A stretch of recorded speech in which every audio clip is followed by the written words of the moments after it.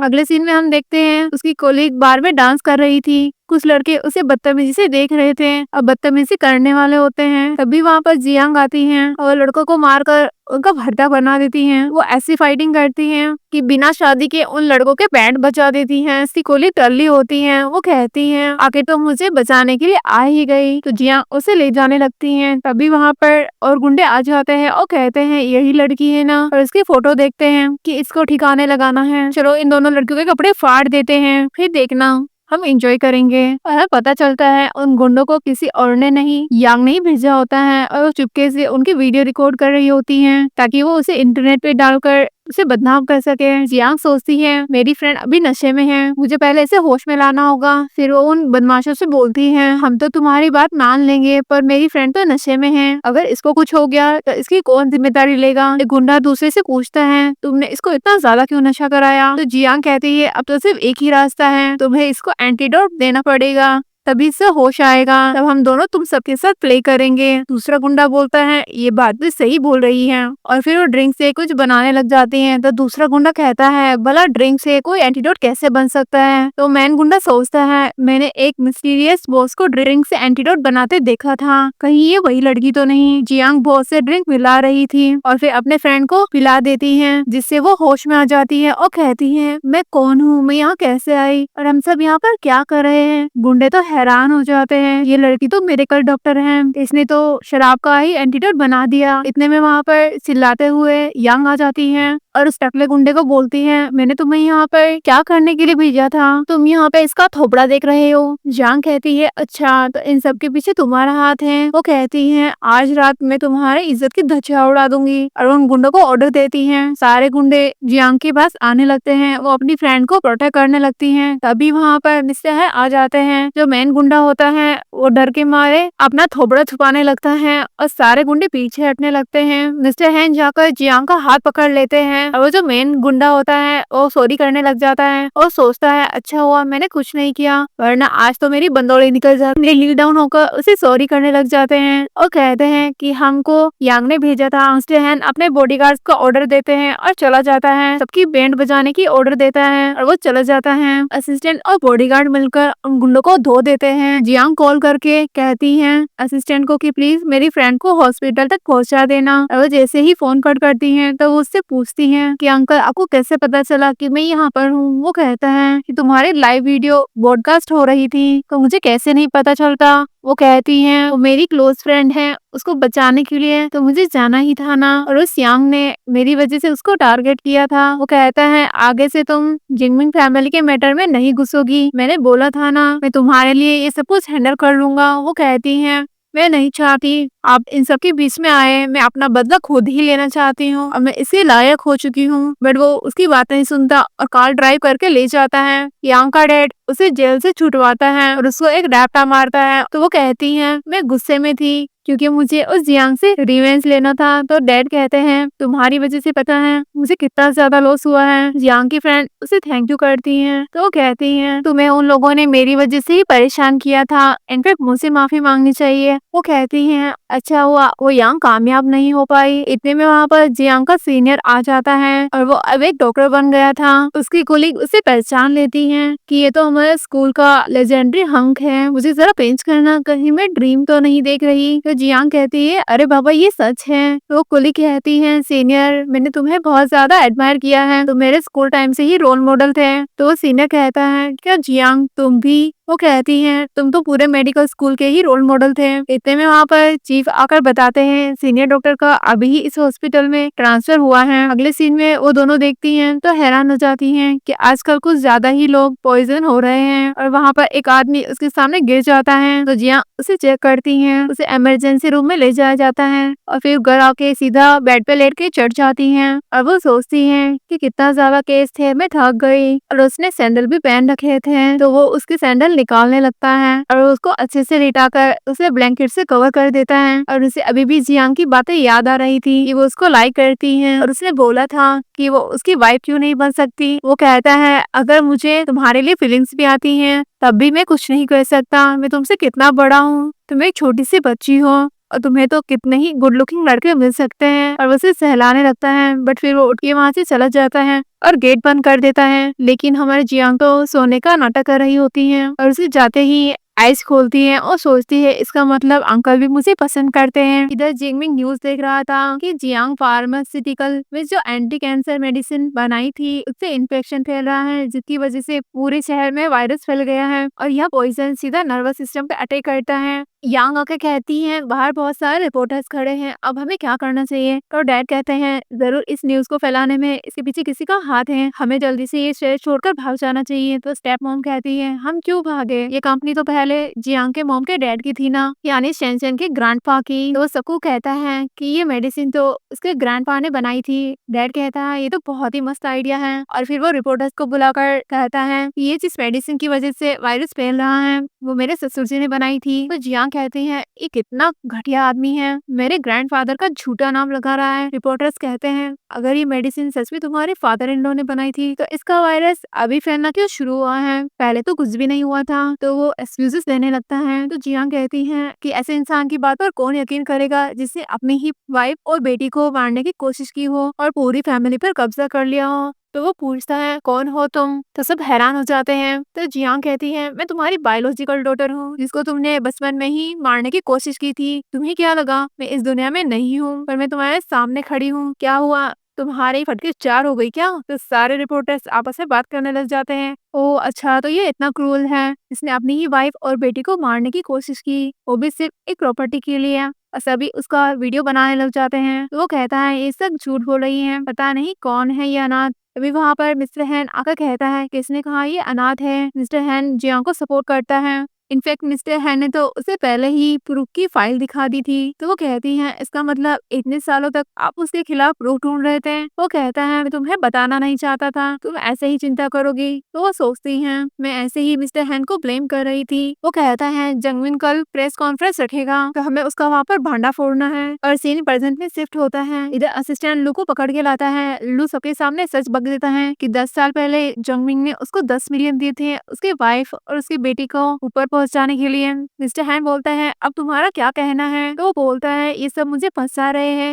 मैं तुम सब पे केस करूंगा। पर तभी वहाँ पर पुलिस आ जाती है, उसको कत्ल के जुर्म में अरेस्ट कर लेती है। रिपोर्टर्स आके जियांग को पूछती है आज जब सच सामने आ गया है तो जो मेडिसिन है इसका वायरस फैल रहा है उसका क्या होगा। तो जियांग कहती है ये वायरस तो उस यांग ने बनाया था, पर मैं अपना बेस्ट दूंगी इस बीमारी को ठीक करने में। मिस्टर हैन सोचने लगता है सच में ये कितनी बड़ी हो गई है और समझदार भी। जियांग रात में सो रही थी, उसको सपना आता है तो अपनी मॉम को ढूंढ रही थी। तो उसकी मॉम उसके पीछे खड़ी होती है और वो रोने लग जाती हैं, अपनी मॉम को हक कर लेती हैं कि मॉम फाइनली मैंने आपका रिवेंज ले लिया। उसकी मॉम कहती है मैं चाहती हूँ तुम आप खुश रहो, अब मुझे जाना होगा। और वो गायब हो जाती है। जियांग कहती है मॉम प्लीज मत जाओ, और उसकी आंखें खुल जाती हैं। मिस्टर हैन ने उसे पकड़ रखा था, वो उठते ही उसे हक कर लेती है और कहती है मुझे मॉम का सपना आया, मैंने उनको बता दिया कि मैंने उनका रिवेंज ले लिया है और वो कहीं गायब हो गई। इसका मतलब ये है क्या कि मैं उन्हें दोबारा नहीं देख पाऊंगी। तो वो कहता है तुम्हारी मॉम भी यही चाहती थी कि तुम पास्ट को भूलकर फ्यूचर में आगे बढ़ो। और उसके आंसू साफ करता है और तुम्हें अब प्रेजेंट में जीना चाहिए। और वो अपना हेड उसके शोल्डर पर रख लेती है। मिस्टर हैन उसको सहलाने लग जाते हैं, लेकिन फिर वो रुक जाते हैं। असिस्टेंट बताता है जंगमिन फैमिली तो फरार हो गई है। मिस्टर हैन कहता है भले ही उसके पीछे मास्टरमाइंड जंगमिन था, बट उसके स्टेप मॉम और उसकी स्टेप सिस्टर भी कोई भले लोग नहीं है। मुझे डर है कि वो लोग फिर से जियांग को परेशान न करें, इसलिए तुम इस पे नजर रखना। जियांग हॉस्पिटल में थी, तभी वहाँ पर कुछ लोग आते हैं और उस पर चिल्लाने लग जाते हैं कि तुम्हारी वजह से मेरी बेटी की ये हालत हो गई है, और उसे मारने लगे थे। तो उसकी फ्रेंड कहती है क्या तुम लोगों ने प्रेस कॉन्फ्रेंस नहीं देखी, जियांग ने कुछ नहीं किया है, बट वो फिर भी उसी पे ब्लेम कर रहे होते हैं कि तुम्हारी वजह से ये वायरस फैला है और हमारे अपनों की जिंदगी खराब हो रही है। तो जियांग कहती है कि तुम लोग मेरा टाइम वेस्ट कर रहे हो, मैं तो पेशेंट को बचाने की कोशिश कर रही हूँ, बस तुम मुझे थोड़ा वक्त दो। तभी वहाँ पर हॉस्पिटल का चीफ आ जाता है और जियांग से कहता है कि सोचा नहीं था कि मेडिकल डॉक्टर हमारे हॉस्पिटल में काम कर रही है, और उसको अंदर ले जाते हैं। जियांग न्यू मेडिसिन बनाने लगी हुई थी तभी सीनियर आकर कहता है तो इतनी जीनियस डॉक्टर हो कि तुम हॉस्पिटल में एंटर बन के क्यों आई हो। वो कहती है मुझे अपना प्रोफाइल अभी के लिए थोड़ा लो रखना है। तो सीनियर भी उसकी मेडिसिन बनाने में मदद करने लग जाता है और फाइनली उसने मेडिसिन रेडी कर ली होती है और वो सभी को बताने के लिए जाता है। बट जियांग के हाथ में चोट लग गई थी तो वो बेहोश हो जाती है। सीनियर देखता है कि उसको चोट लगी हुई है। इधर मिस्टर हैन पियानो बजा रहा होता है और सोच रहा होता है मुझे इतना बुरा क्यों फील हो रहा है। तभी वहाँ असिस्टेंट भाग के आता है और कहता है कि बॉस जियांग प्रॉब्लम में है। तो मिस्टर हैन हैरान हो जाते हैं। जियांग को हॉस्पिटल में एडमिट किया जाता है। सीनियर कहता है अच्छा हुआ इसे पहले ही एंटीडोट बना दिया था, वरना अगर इसको इन्फेक्शन हो जाता तो हम इसे नहीं बचा पाते। वो कुली पूछती है अब इसे कब होश आएगा। तो सीनियर कहता है कुछ नहीं कह सकते, बस वेट करो। जियांग नींद में उसके कपड़े को पकड़ लेती है कि तुम जा रहे हो। वो सोचता है क्या ये मुझे पसंद करती है और कहता है डरो मत, मैं यही हूँ तुम्हारे साथ। फिर तभी वहाँ पर मिस्टर हैन आ जाते हैं और देख लेता है तो कहता है अपना हाथ उससे दूर करो। वो पूछता है तुम कौन हो। तो वो कुलीग बताती है कि ये जियांग के अंकल हैं। तो सीनियर कहता है मैं जियांग का बॉयफ्रेंड हूँ। बेस्टी हैरान थी अच्छा ये मुझे कैसे नहीं पता। सीनियर हाथ आगे करता है ताकि उससे हैंडशेक कर सके। मिस्टर हैन कहता है निकल जाओ यहाँ से। तो वेस्टी और सीनियर वहाँ से निकल जाते हैं। मिस्टर हैन जियांग का ध्यान रख रहे होते हैं। वो नींद में नाम बड़बड़ा रही होती हैं। मिस्टर हैन को गुस्सा आ जाता है कि वो सपने में भी किसी लड़के का नाम ले रही हैं। तभी जियांग उठती है और कहती है अंकल आप यहाँ क्या कर रहे हैं, मैं तो अभी सीनियर के साथ थी। मिस्टर हैन को बहुत ज्यादा जलन हो रही होती है, इसलिए वो उसे किस करने लग जाता है। जियांग एकदम हैरान थी कि पहली बार मिस्टर हैन ने खुद से मुझे किस किया है और वो भी उसे पकड़ के किस करने लग जाती हैं और वो दोनों किसिंग करने लगे हुए थे। अगले सीन में जियांग की आंखें खुलती हैं तो कहती है मैं यहाँ कैसे आई, और उसे याद आता है वो लैब में काम करते करते बेहोश हो गई थी और मिस्टर हैन ने खुद मुझे किस किया था। वो सोचती है क्या ये सपना था। तभी मिस्टर हैन वहाँ पे आ जाते हैं। कहते हैं क्या तुम बेटर फील कर रही हो। तो कहती है हाँ, पर मैं अचानक बेहोश कैसे हो गई। तो वो सोचता है इसका मतलब इसको कुछ भी याद नहीं रहा, क्या मुझे इसे बताना चाहिए कि मैंने इसको किस किया था। जियांग पूछती है अंकल क्या हुआ। वो कहता है कुछ नहीं, एंटीडोट बनाते हुए तुम वायरस से इन्फेक्ट हो गई थी इसलिए बेहोश हो गई थी, और अच्छा हुआ मैंने तो एंटीडोट बना दिया था, वरना अंकल आप तो मुझे देख ही नहीं पाते दोबारा। वो कहता है मैं नहीं जानता कि तुम मेडिकल डॉक्टर हो या नहीं, पर तुम मुझे बताओ तुमने मुझसे क्या क्या छुपाया है। तो जियांग को वन नाइट स्टैंड याद आता है और सोचती है क्या मुझे अंकल को बता देना चाहिए। वो कहती है अंकल इनफैक्ट वो तो, पर तभी वहाँ पर उसकी बेस्टी आ जाती है फ्लावर बुके लेकर और कहती हैं मुझे तुम्हारी बहुत फिक्र हो रही थी। जियांग कहती है अब मैं ठीक हूँ। तो बेस्टी बताती हैं कि तुम्हारे एंटीडोट की वजह से अब उस वायरस को कंट्रोल किया जा सकता है और सारे पेशेंट भी रिकवर होने लगे हैं। अब हॉस्पिटल ने तुम्हें एंट्रेंस से रेगुलर एम्प्लॉय बना दिया है। तो वो हैप्पी होती हैं। इतने में वहाँ पर उस पेशेंट की मॉम आती हैं जो उसे पहले सुना रही थी। वो उसे सॉरी करने लगती हैं और उसे थैंक यू करती हैं। तो जियांग कहती है कोई बात नहीं, ये तो डॉक्टर की जिम्मेदारी है, और वो उसे गिफ्ट देकर चली जाती हैं। जियांग सोचती है मैंने अपनी मॉम और अंकल से प्रॉमिस किया था कि मैं बहुत अच्छी डॉक्टर बनूंगी, आखिर मैंने करके दिखाया। तो अगले सीन में सीनियर उसके लिए फ्लावर बुके लेके आता है। तो कहती हैं कि ये कब से मेरे साथ ऐसे बिहेव करने लग गया, पहले स्कूल गर्ल की तरह ट्रीट करता था। इतने में वहाँ पर मिस्टर हैन आकर कहता है तुम्हें यहाँ पर किसने आने को बोला। तो सीनियर कहता है अंकल मुझे समझ नहीं आ रहा आप मेरे साथ इतना रूडली बिहेव क्यों कर रहे हो, आप बड़े हैं इसलिए मैं आपकी रेस्पेक्ट करता हूँ। जियांग कहती है आखिर ये सब क्या चल रहा है। सीनियर कहता है मुझे पता है, अब मैं बोलूंगा तुम्हें थोड़ा अजीब लगेगा, पर मैंने ये बात बहुत टाइम से अपने दिल में दबा रखी थी। जब से मैंने तुम्हें पहली बार देखा था तब से मैं तुम्हें पसंद करता हूँ। और उसको फ्लावर देने लगता है कि क्या तुम मेरी गर्लफ्रेंड बनोगी। मिस्टर हैन कहता है हो गई तुम्हारी बकवास, अब यहाँ से निकल जाओ। वो कहता है आई नो तुम इसके अंकल हो, पर तुम इसके लव लाइफ के मामले में कुछ भी नहीं बोल सकते। हम दोनों एक दूसरे को पसंद करते हैं, क्या तुम हम दोनों को अलग करोगे। तो जियांग हैरान हो जाती है ये क्या बोल रहा है। वो कहती है रुको रुको, लेकिन मिस्टर हैन उसको कुछ भी नहीं बोलने देता और कहता है जियांग अभी छोटी है। सीनियर कहता है वो 20 ईयर्स की हो गई है, उसे प्यार करने की आजादी है, वो कर सकती है। जियांग कहती है सीनियर मैं आपको पसंद नहीं करती। वो कहता है क्या बोल रही हो। वो कहती है आई थिंक आपको कोई गलत फहमी हो गई है, भला मैं आपको क्यों पसंद करने लगी। वो कहता है भले अभी तक तुम मुझे पसंद नहीं करती, पर आगे खुद ही करने लग जाओगी, मैं तुम्हें चेंज कर सकता हूँ। वो कहती है सॉरी मैं तुम्हें एक्सेप्ट नहीं कर सकती। क्योंकि मैं किसी और को पसंद करती हूँ। तो सीनियर सैड होकर चला जाता है। जियांग कहती है, अंकल तो क्या आप अभी भी जेलस हो रहे हो? वो खांसता हुआ जाने लगा था। वो कहती है, जिसे मैं पसंद करती हूँ वो तुम हो, हमेशा से तुम ही थे। मैं आपको बहुत टाइम से पसंद कर रही हूँ और मुझे ये भी पता है कि आप भी मुझे पसंद करते हो। मैं आपकी परेशानी समझ सकती हूँ। अगर मेरी मॉम जिंदा होती ना तो वो हम दोनों को ब्लेसिंग्स देती।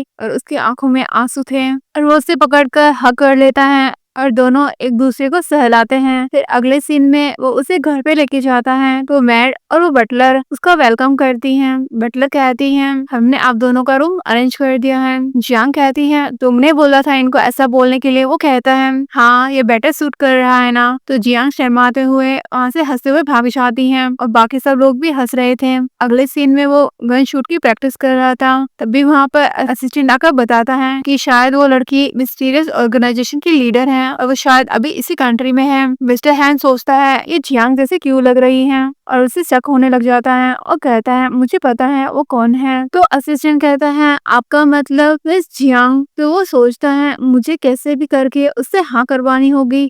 फिर अगले सीन में सर्वेंट सूप बनाकर जियांग को देती हैं कि बॉस ने स्पेशली आपको पीने के लिए कहा है। फिर वो उस सूप को पीने लग जाती हैं और फिर वो मिस्टर हैन को भी पिलाती हैं। पर तभी उसके पास कॉल आती है तो वो उसे पिक करने के लिए चली जाती है। जियांग को उसके असिस्टेंट का कॉल आता है जो कहती है, बॉस आपकी आइडेंटिटी मैं हाइड करने की बहुत कोशिश कर रही हूँ बट वो दूसरी पार्टी आपके बारे में इन्वेस्टिगेट करने पे लगी हुई है और वो उस रात के बारे में पूछ रहे थे। तो वो कहती है, तुम्हें इतनी बात बताने की क्या जरूरत थी? तो वो कहती है, फिर मैं क्या करती? वो सोचती है कि अगर अंकल को पता चला तो मुझे घर से बाहर फेंक देंगे। अब जब हम साथ में आ ही गए हैं तो क्या मुझे उनको ये सब बता देना चाहिए? और फिर वो वापस आती हैं और पूछती हैं कहाँ गए वो। सर्वेंट बताती हैं वो तो अपने रूम में चले गए, उनको थोड़ा अनकंफर्टेबल हो रहा था। तो वो भाग के रूम में जाती हैं कि अंकल आपको क्या हुआ? वो कुछ नहीं बोलता। तो वो रूम के अंदर आती हैं और सोचती हैं आज का सीन थोड़ा जाना पहचाना क्यों लग रहा है। तभी मिस्टर हैन उसे पकड़कर बेड पर गिर जाता है और उसके चिपकने लग जाता है। वो कहती है, अंकल क्या आप फिर से बीमार हो गए? ये पहली बार नहीं है जब मैंने आपको बचाया है। और फिर वो उसके लिप्स पे फिंगर रख देता है और कहता है, मुझे पता है मैंने भी तुम्हें यहाँ पे जानबूझकर बुलाया है। वो कहती है, अच्छा तो आप एक्टिंग कर रहे थे? वो कहता है, अगर मैं ऐसा नहीं करता तो मुझे कैसे पता चलता कि उस रात वाली लड़की तुम ही हो। वो मुंह नीचे करती हैं, वो उसको किस कर लेता है और फिर क्या होना था, वो दोनों सच में किस करने लग जाते हैं और किसिंग करते करते उसको बेड पे लिटा देता है और वो उसके ऊपर चढ़ जाती हैं और कहती हैं कि आपको अनकंफर्टेबल फील हो रहा है? वो बोलता है, थोड़ा थोड़ा, इससे क्या फर्क पड़ता है, चलो कंटिन्यू करते हैं। और वो उसके ऊपर चढ़ के उसे किस करने लग जाता है और फिर दोनों हाथ पकड़ लेते हैं और फिर क्या था, दोनों रोमांस करने लग जाते हैं, साथ में नाइट स्पेंड कर लेते हैं। और इधर हम उस सर्वेंट को देखते हैं जो अजीबोगरीब चीजें मिलाकर एक सूप तैयार करती है और कहती है, बॉस और यंग लेडी मुझे ब्लेम मत करना, ये सब आप लोगों के लिए कर रही हूँ और इस सूप से पक्का इस फैमिली में छोटा सा बेबी आ जाएगा। अच्छा हुआ ओल्ड लेडी इस दुनिया से जाने से पहले मुझे सारी जिम्मेदारी बता दी थी। फिर अगले सीन में मिस्टर है उसे छोड़ने के लिए आता है तो वो कहती है, अब से मैं ही जियांग फार्मास्यूटिकल को खुद चलाऊंगी ताकि मेरी मॉम और ग्रैंडपा स्वर्ग से देखकर हैप्पी हो कि उनकी कंपनी सही हाथों में है। वो कहता है, मुझे तुम पे भरोसा है, तुम मुझे भरोसा कर सकती हो। फिर उसको सहला कर चला जाता है। जियांग जैसे ही अंदर आती है वहाँ पर अंकल मो आता है तो कहता है कि मुझे नहीं पता था कि जियांग फार्मास्यूटिकल का चार्ज तुमने ले लिया है। वो सोचता है 10 साल बाद मिल रही हो, ये लड़की तो बहुत चालाक हो गई है। जियांग कॉल करके वहाँ पर बॉडीगार्ड्स को बुला लेती है और असिस्टेंट भी वहाँ आ जाती है। जैसे अंकल कुछ बोलने वाला था उसकी असिस्टेंट उसका हाथ ही तोड़ देती है और वो लोग अंदर जाने लगे थे। वो दोबारा कुछ कहने वाला होता है, असिस्टेंट उसके मुंह पे थप्पड़ ही थप्पड़ जड़ देती है और वो डर के मारे चुप हो जाता है। फिर जियांग बोर्ड मीटिंग में आ जाती है और सारे बोर्ड मेंबर्स कहते हैं कि इस मीटिंग में तुम क्या कर रही हो, एक बच्ची थोड़ी ना कंपनी चला सकती है। जियांग असिस्टेंट को इशारा करती है, सबको फाइल पकड़ा देती है वो और कहती है कि पिछले 10 सालों में तुम सबने मिलकर इस कंपनी का बहुत लॉस किया है। तो वो अंकल कहता है, हमारी कंपनी के इतने बुरे दिन भी नहीं आए हैं कि एक स्कूल जाने वाली बच्ची हमारी कंपनी चलाएगी। वो कहती है, लगता है तुम्हें अच्छे से सबक सिखाना पड़ेगा, असिस्टेंट जरा इसको कूटना। अंकल कहता है, तो क्या तुम सबको मारोगी? असिस्टेंट उसको घूरती है तो वो डर के मारे वहाँ से पलटी मार लेता है। असिस्टेंट कहती है, तुम लोगों ने जो कांड किया है उन सब का प्रूफ मेरे पास है और तुम सबको कभी भी जेल हो सकती है। तो वो सब डर के मारे जियांग को प्रेसिडेंट बनाने पे यस कर देते हैं और वो लोग डॉक्यूमेंट में साइन करने से मना कर देते हैं। तभी वहाँ पर स्टेप मॉम आती हैं और कहती हैं मेरे होते हुए ये कभी नहीं हो सकता। फिर क्या होता, वो जो बोर्ड मेंबर्स थे वो एकदम से पलटी मार लेते हैं और स्टेप मॉम और यांग का साथ देने लगते हैं। तो जियांग उनके कान का प्रूफ दिखाती है। स्टेप मॉम कहती है मेरे पास कंपनी के सबसे ज्यादा शेयर्स हैं। तो जियांग बताती है कि मैंने सारे शेयर होल्डर से शेयर पहले ही बहुत ही कम प्राइस में बाई कर लिए हैं। सारे शेयर होल्डर बहुत ही गुस्से में थे कि तुमने इतनी चालाकी से हमें लूट लिया। जियांग कहती है क्योंकि तुम सब हो ही सी, तुम्हें कंपनी चलाना ही नहीं आता है, फिर क्या डर के मारे उन लोगों को डॉक्यूमेंट में साइन करना ही पड़ता है। असिस्टेंट जाकर सारी फाइल को इकट्ठी कर लेती है। जियांग कहती है अब से तुम लोगों की इस कंपनी में कोई जगह नहीं है, क्योंकि अब मैं यहाँ की प्रेसिडेंट हूँ और मैं तुम सबको यहाँ से फायर कर रही हूँ। वो सब लोग उठ के जाने लगते हैं। तो स्टेप मॉम कहती है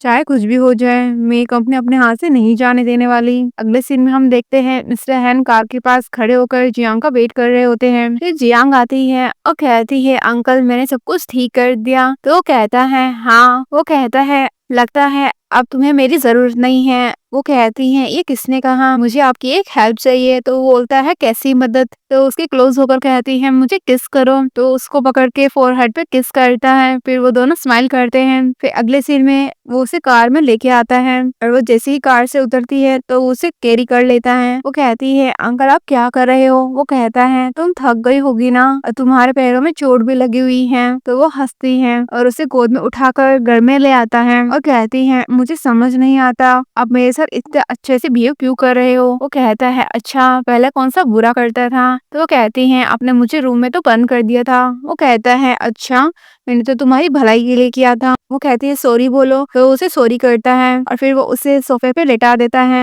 और उसके पैर पकड़कर उसके हिल्स निकालता है। वो कहती है जाने दो थोड़ी सी तो चोट है, मैं इस पे मेडिसिन अप्लाई कर दूंगी। वो कहता है तुम्हें कहीं भी हिल्स पहनने की जरूरत नहीं है। तो वो कहती है मैं बच्ची नहीं हूँ, मैं बड़ी हो गई हूँ, तो मेरी चिंता मत करो। और हाँ मैंने कंपनी के सारे इंसेक्ट्स को भगा दिया है। तो वो कहता है तुम सच में बहुत ही औसम हो गई हो, लेकिन फिर भी तुम्हें हिल्स पहनने की जरूरत नहीं है। अगर कोई तुम्हारी बात नहीं मानता है तो तुम मेरा नाम दे लेना। और वो हंसने लगती है और फिर वो उसका हाथ पकड़ता है, कहता है तो मुझे भरोसा करो। और फिर वो उसके फोरहेड पे किस कर लेता है और उसे सहलाता है। इतने में वहाँ डॉक्टर आता है और खांसने लगा था। उनको इस हालत में देखकर कि लगता है मैं गलत टाइम पे आ गया हूँ। और फिर डॉक्टर उसे चेक करता है और उसे पट्टी कर देता है और जैसे उसको सहलाता है तो डॉक्टर समझ जाता है कि इन दोनों के बीच में कुछ चल रहा है। फिर जियांग कहती है तुमने जो एंड्रॉइड बनाया था वो सच में बहुत ही अमेजिंग था। मिस्टर हैन उसको देख रहा था और सोचता है कि लिटिल गर्ल कितनी बड़ी हो गई है और उसको प्राउड फील हो रहा था। फिर अगले सीन में हम देखते हैं उसकी बेस्टी कहती है क्या तुम सच में हॉस्पिटल छोड़कर जा रही हो। वो कहती है क्योंकि मुझे आगे आगे जाके और भी इम्पोर्टेंट वर्क करने हैं। तो वो कहती है मैं तुम्हारे चॉइस की रिस्पेक्ट करती हूँ, तुम मेडिकल डॉक्टर हो, मैं ये बात किसी से शेयर नहीं करूंगी, तुम्हारा सीक्रेट हमेशा सीक्रेट ही रहेगा। फिर जियांग के पास उसके असिस्टेंट की कॉल आती है। तो वो कहती है कि यांग आपकी मेडिकल डॉक्टर की आईडी यूज करके लोगों से इन्वेस्टमेंट ले रही है। तो जियांग कहती है उसे तो हमेशा से ही मेरी पोजीशन छीनने का बहुत ज्यादा शौक है, इस बार लगता है उसको सबक सिखाना ही पड़ेगा। और जल्दी से जाती है। मिस्टर हैन कार लेकर आता है और वो कार में बैठ जाती है और कहती है कि मुझे उस यांग पर बहुत गुस्सा आ रहा है। वो कहता है फिक्र मत करो और वो कार दौड़ा के ले जाता है और वो उसे एक पार्टी में लेके आया था। सब लोग हैरान थे कि मिस्टर हैन यहाँ कैसे और अपने साथ एक लड़की को लेकर आए हैं। वो सोचती है अंकल ऐसा क्यों कर रहे हैं, मुझे यहाँ क्यों लेके आए हैं। बट मिस्टर हैन उसका हाथ पकड़ के उसे तसल्ली देते हैं। फिर उसको एक कॉल आता है तो वो कॉल पिक करने के लिए चला जाता है। तभी एक लड़की आती है और कहती है तुम कौन हो। जियांग कहती है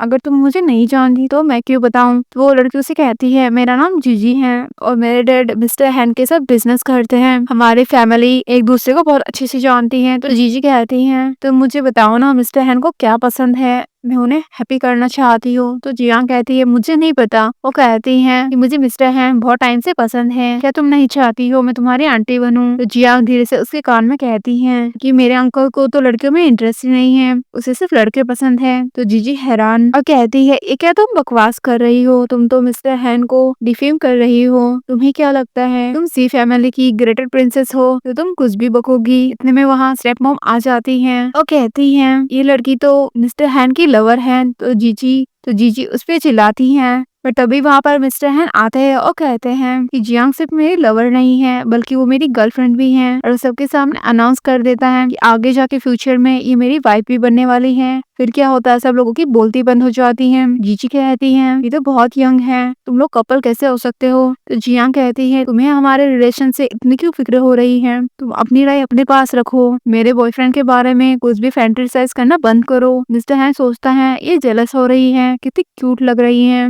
मन कर रहा है अभी से किस कर दूं। जीजी कहती है तुम मुझे मौका क्यों नहीं देते, मैं भी जिन कंपनी की बेटी हूँ। मिस्टर हैन कहता है मुझे जियांग के अलावा किसी लड़की में कोई इंटरेस्ट नहीं है। सब लोग कहते हैं कि पब्लिकली इसको रिजेक्ट कर दिया, ये कितना ज्यादा शेमफुल है। तो जीजी वहाँ से भाग जाती है और फिर मिस्टर हैन सबके सामने स्टेप मॉम और यांग की रिकॉर्डिंग ऑन कर देते हैं, जिससे वो दोनों बोल रही थी कि मेडिसिन की वजह से हर जगह वायरस इन्फेक्शन फैल रहा है और किसी को ये नहीं पता कि ये मेडिसिन हम लोगों ने बनाया है। और कहते हैं हम बिजनेसमैन हैं, कोई डॉक्टर थोड़ी ना है, हमें बस पैसे बनाने से मतलब है, चाहे उस मेडिसिन से किसी को कुछ भी हो, हमें बस प्रॉफिट से मतलब है। तो सब लोग उन पर गुस्सा करने लगते हैं, तो इतने घटिया लोग हो। और फिर पुलिस उन लोगों को अरेस्ट करके ले जाती है। फिर मिस्टर हैन और जियांग उसकी मॉम के ग्रेव पर जाते हैं फ्लावर रखने के लिए। जियांग कहती है मॉम फाइनली मैंने डिसाइड किया है, मैं अब हैप्पी लाइफ जीऊंगी, लेकिन मैं आपको मिस कर रही हूँ। तो मिस्टर हैन उसको सहलाता है और कहता है आप चिंता ना करें, मैं आपकी बेटी का बहुत अच्छे से ध्यान रखूंगा, उसे हमेशा हैप्पी रखूंगा। और फिर वो उसे गोद में कैरी करके घर ले जाता है और बेड पर लेटा देता है। जियांग सो गई थी और वो उसकी हील निकाल कर उसे ब्लैंकेट से ढकता है। जैसे ही वो जाने लगता है तो जियांग उसका हाथ पकड़ लेती है कि अंकल प्लीज मत जाओ। तो वो वहीं पे बैठ जाता है और वो उसका हाथ पकड़ के वहीं पे सो जाती हैं। अगले सीन में हम देखते हैं मिस्टर हैन अपने बेटे के साथ आइसक्रीम खा रहे होते हैं। उनका बेटा कहता है डैडी आइसक्रीम कितनी ज्यादा टेस्टी है ना।